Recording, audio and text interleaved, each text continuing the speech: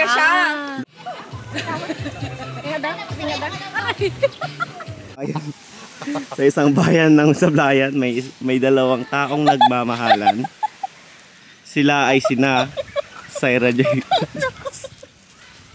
at si John Lloyd Balderas. Marami na silang napagdaan ng pagsubok na hindi nila kinayanan na muntik na silang maghiwalay. Iwalay na sila. Content lang to sa inyo.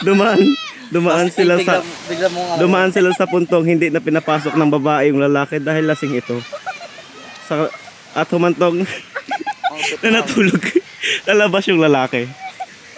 Tingin naman naming lahat deserve niya iyon. Kasi nga, alam naman nating nasinggero yung lalaki at walang pangarap sa buhay. Sinira.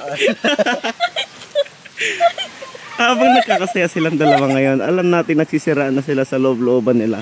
Kasi alam naman natin na hindi sila nagmamahalang tunay. Umalis ka dito! What's ito? Ito ako siksik!